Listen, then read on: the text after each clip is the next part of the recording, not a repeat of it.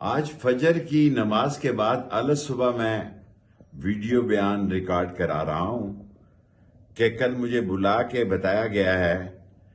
کہ 12 سال پہلے مری کے کسی ریسٹ ہاؤس میں رہنے کی بنیاد پر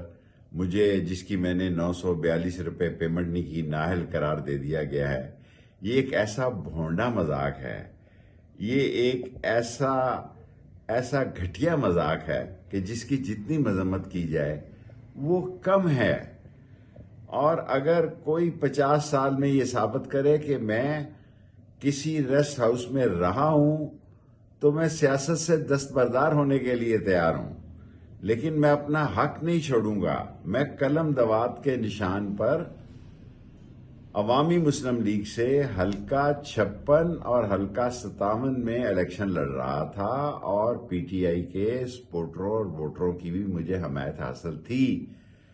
اور میری واضح کامیابی کو دیکھ کر انہوں نے مجھے نااہل قرار دیا ہے۔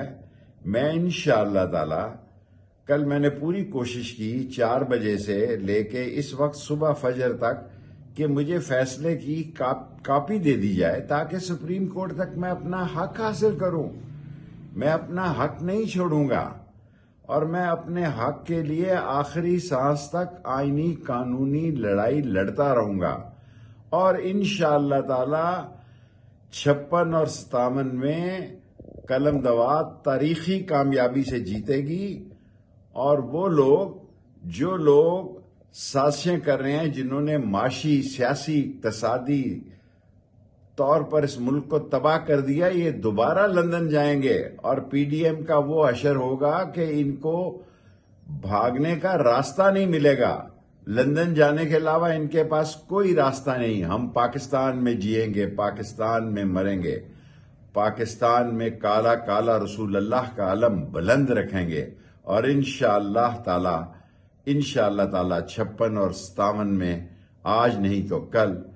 قلم دوات تاریخی کامیابی سے جیتے گی۔ پاکستان زندہ باد، اسلام زندہ باد، ختم نبوت زندہ باد، غریب عوام زندہ باد۔